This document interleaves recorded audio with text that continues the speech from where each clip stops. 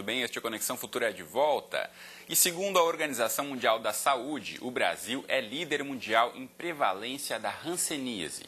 Segundo o Ministério da Saúde, os casos de hanseníase no nosso país diminuíram 26% entre os anos 2001 e 2011. Nesse período, os registros de novos casos passaram de 45 mil para 33 mil. No entanto, a queda no resto do mundo foi mais acentuada. A OMS aponta que entre 2004 e 2010 houve uma redução de 40% nos casos da doença em todo o mundo.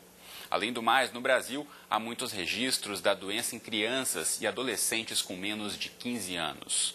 Todos os anos, ao fim do mês de janeiro, é comemorado o Dia Mundial de Combate à Hanseníase. E para saber mais sobre esse assunto, eu convido você em casa a acompanhar agora a conversa que tivemos com Arthur Custódio, coordenador nacional do Movimento de Reintegração de Pessoas Atingidas pela Hanseníase. Vamos assistir. Muito boa tarde, você me ouve bem? Boa tarde, Cristiano, estou te ouvindo bem. Tudo bem, Arthur, obrigado por ter aceito o nosso convite. A gente sabe que décadas atrás se falava muito de hanseníase no Brasil, ela era até conhecida por outro nome, depois se parou de falar um pouco mais da doença, mas os casos continuaram acontecendo, né, Arthur? Com certeza, o Brasil deixou de fazer o dever de casa na década de 80. A partir daí, então, ele sai do quarto lugar do mundo para primeiro lugar do mundo em incidência, né? No número absoluto, a gente só perde para a Índia, que tem uma população muito maior que a nossa. Dentro do Brasil, Cristiano, a distribuição ela também não é regular, né? Norte, Nordeste, Centro-Oeste tem mais casos do que na região Sul e Sudeste. O que não significa que a gente tem que parar de trabalhar, né? Apesar do Rio Grande do Sul, por exemplo, ser o menor índice de hanseníase, muitos casos lá já estão chegando com sequelas, porque os profissionais não identificam precocemente. Então, Arthur, só relembrando para quem está em casa, ainda não está muito claro o que é hanseníase, ela é contagiosa, quais as formas de contágio e o que ela causa? Então, a hanseníase, conhecida antigamente como lepra, durante muito tempo foi isolada. Hoje em dia o tratamento é tranquilo, é em posto de saúde. Então, aquelas pessoas que aparecerem com manchas na pele, que está perdendo a sensibilidade, diminuindo a sensibilidade, procura o posto de saúde. E ela vai ficar curada em 6 meses ou 1 ano, dependendo da forma, né?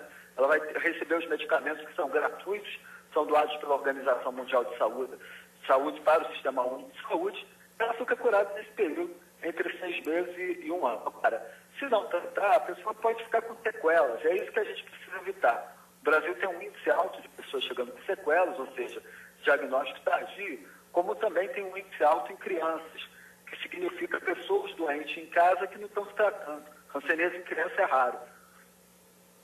Arthur, alguns anos atrás eu cheguei a visitar no interior de São Paulo, fiz uma reportagem num hospital em Bauru, onde as pessoas eram internadas, antigamente ficavam confinadas lá. Ainda existem muitas pessoas nessa situação, né? Por antigamente a forma de tratamento do Estado ser essa, de serem isolados em espaços como hospitais colônia, muitas pessoas permaneceram ao longo das décadas e ainda, infelizmente, moram isoladas nesses espaços, né? Ainda existem 33 antigos hospitais colônia, viu, Cristiano? Agora, esses hospitais são mais para isolamento, é porque as pessoas acabaram morando lá a vida inteira, constituíram família, aí não saíram de lá. O Brasil foi o segundo país do mundo, esse é um dado bom, positivo, importante, a indenizar as pessoas que passaram por essas colônias, né? O primeiro foi o Japão. E muito provavelmente a gente possa ser o primeiro país no mundo a indenizar também os filhos que foram tirados deles nessas colônias, né? Muitos foram dados para adoção irregular, e a gente está numa luta aí de identificação dessas crianças que hoje são adultos, às vezes idosos, né? E muitas vezes fazendo reencontro de famílias. Isso está sendo muito importante. O Brasil está sendo o primeiro país do mundo a fazer esse trabalho e pode ser que a gente seja o primeiro a indenizar. Esse é um dado positivo, né? Que dá um pouco, contrabalanceia um pouco a questão da saúde, que a gente está correndo atrás do prejuízo. Arthur, você acredita que por conta dessa forma antiga do tratamento, que a gente citou agora há pouco, né, tanto em isolamento, como por as pessoas terem medo de pessoas que sofriam de hanseníase, você acha que por conta disso o preconceito ainda permanece tão grande no Brasil? Olha, com certeza isso contribui, mas o maior problema do preconceito é associado às informações equivocadas da doença. Que você se fizer um trabalho de divulgação, educação, comunicação, né, mídia, a gente consegue transformar esse comportamento social. A gente tem vários artistas, como Ney Matogrosso, El Que Maravilha, a Sandra Bassotti, vários artistas que estão apoiando essa luta, né? O próprio Geraldo Azevedo, enfim, que ajudam a gente a mudar o comportamento da doença. Agora, é muito importante, todo final de janeiro, o último domingo de janeiro, é o Dia Mundial de Luta contra a Hanseníase e o Dia Nacional de Luta contra a Hanseníase. Esse ano a gente brigou um pouco com o Ministério da Saúde, no sentido de que é o terceiro ano consecutivo que não tem campanha educativa no Dia Mundial. E o Dia Mundial foi criado pela ONU a pedido de um jornalista, né? Em 1954, esse jornalista dizia exatamente isso.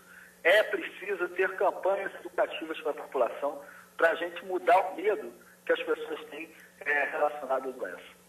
Exatamente sobre isso, eu ia perguntar para você também. Dia 27 de janeiro, no mês passado, foi celebrado o Dia Mundial de Hanseníase. Então, como você avalia a questão da política brasileira em relação ao combate à doença, Arthur?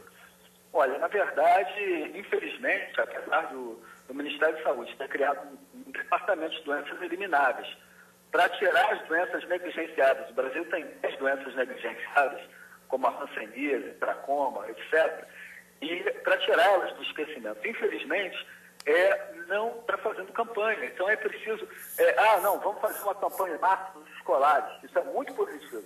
Mas é preciso fazer campanha publicitária, é preciso não deixar de fazer trabalho educativo no Dia Mundial da Hanseníase, é preciso transformar as antigas colônias em equipamentos ou de reabilitação ou de atenção ao idoso, enfim. Existe uma série de iniciativas que podem ser feitas não só para acabar com a doença, mas também diminuir o preconceito e estigma que atrapalha qualquer política de enfrentamento da hanseníase.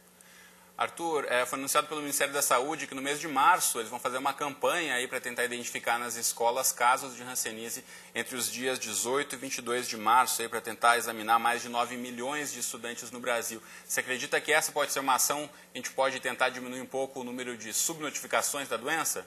Com certeza, a campanha ela é importantíssima para identificar casos, né? E a gente apoia essa campanha em março.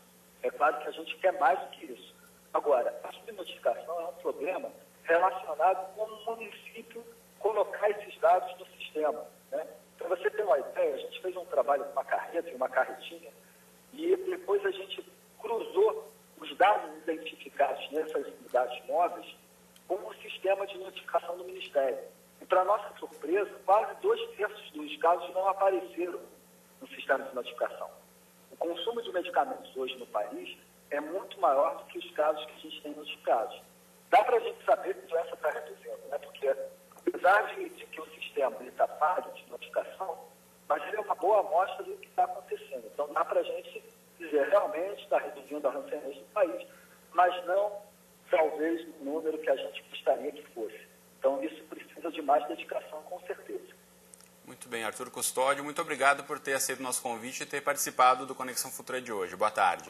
Obrigado ao Conexão Futura e a gente deixa o Telehansen, para quem tiver dúvidas, que é o 0800 026 2001, 0800 026 2001, e a gente manda material educativo gratuitamente. O que precisar, pode ligar para esse número. Tá ok, Arthur. Muito obrigado. Obrigado, Cristiano. Muito bem. E na próxima entrada do Conexão Futura, vamos falar sobre disciplina. Sem ela, dificilmente um projeto é bem sucedido. Não precisa ser aquela disciplina militar, mas na conta certa ela é fundamental. Pense nisso e não perca essa discussão. A gente volta daqui a pouco e eu estou aqui à sua espera. Até já!